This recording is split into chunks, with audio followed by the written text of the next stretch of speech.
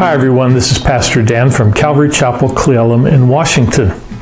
It's been 3 weeks since we started talking about children and fathers walking worthy from this great passage in Ephesians chapter 6, 1-4. It's about the family and how the family should function as it should, where Paul speaks directly to children and to fathers. This is the counsel he gives, first to children and then to fathers. He says, "Children, obey your parents in the Lord, for this is right. Honor your father and mother, which is the first commandment, with a promise that it may be well with you and you may live long on the earth." And then he talks to the fathers. He says, "And you fathers, do not provoke your children to wrath, but bring them up in the training and admonition of the Lord." So the home that is walking worthy is one where children obey and honor their parents. And this is especially true when the parents are Christians who are walking with the Lord and who clearly love their children. But take note, older children, if you disobey and disrespect your loving, godly parents, you will eventually come to surrender to and to obey others who aren't concerned with your welfare. Bob Dylan used to sing a song where he sang, "You gotta serve somebody." When you disobey your parents' authority and adhere to what the world thinks is right, then you submit to Satan's control. God has appointed your parents as overseers for you, so you have no other smart choice but to submit to them. On the other hand, if you don't, you're actually giving in to Satan, ruler of this wicked world, and his legions of rebels who preach an anti-God lifestyle. And trust me when I say that Satan is not a polite ruler. Obviously, the devil isn't a terrifying horned monster brandishing a pitchfork, but rather he poses as a benevolent angel and assures you that you will experience true happiness and contentment. He knows many, maybe most, are focused on sexual desire along with drugs and alcohol, so he really plays on that. All limiting regulations will be lifted, he assures you. He challenges your arrogance by urging you to reject the antiquated norms of the Bible in favor of independent and free thought. Be warned, though, his followers are enslaved to corruption the moment they follow him.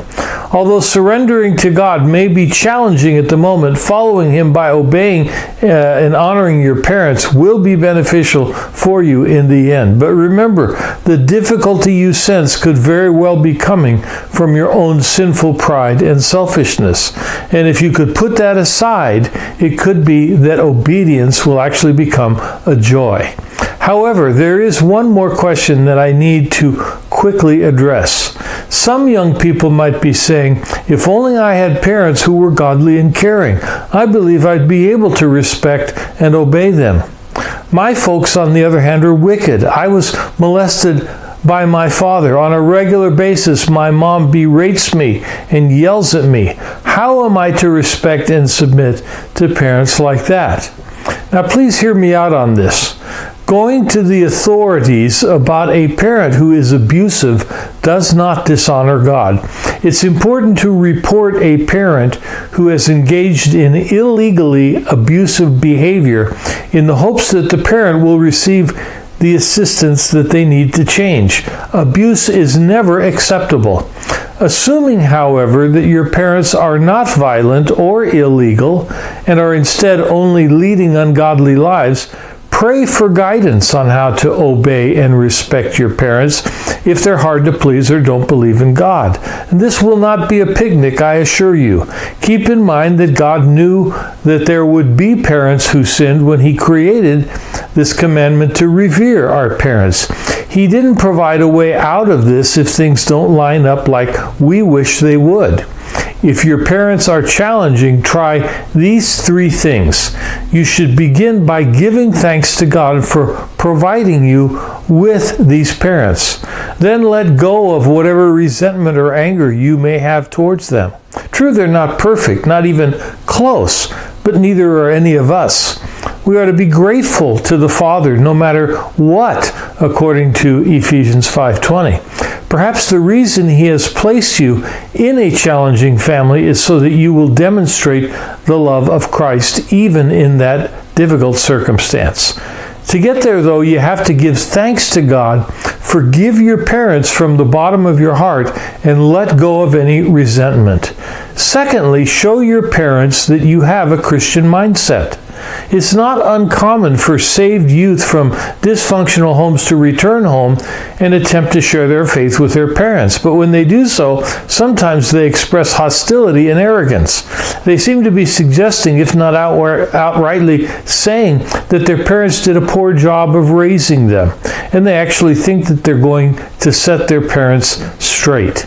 But when mom and dad don't respond the way the son or daughter thinks that they should, then they turn around and show disdain and hostility towards them. Even when your parents show ungodly attitudes and provoke you, the best way to witness to their ungodliness is to maintain a godly attitude of respect and submission yourself. Third, show your parents love and care even when they hurt you, so that they may come to know Christ. Even if your parents are wicked, self-centered people who treat you badly, you are still God's primary channel for reaching them with the gospel. No matter how they respond to you, it's always up to you to respond the way that you should, showing them kindness and care just as Jesus would. If you reside in a different city, there are still ways to express your thoughts and care. Write letters, send greeting cards or gifts on significant occasions, or give them a call.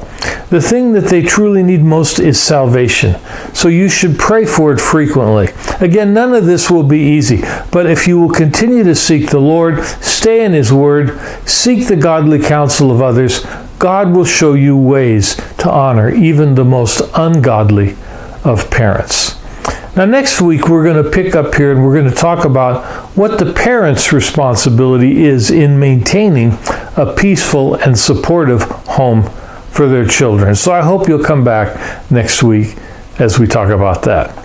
Once again, I hope this has been an encouragement to you. If it has, would you do me a favor? Click the like button and then maybe share an encouraging word in the comments section. And please, would you share this with somebody that you think might benefit from it? If you're watching on the Calvary Chapel Cle Elum YouTube channel, would you subscribe to the channel? And if you're in the Cle Elum area and you don't have a home church, would you consider joining us on Sunday morning at 10 a.m. at 417 East Railroad Avenue in Cle Elum, Washington? Again, this is Pastor Dan from Calvary Chapel Cle Elum. Thank you so much for spending this time with me today. May God bless you and keep you. And until we're able to get together again next week, my prayer is that all of our families will be more consistent in walking according to the plan that God has for each of us. In Jesus' name.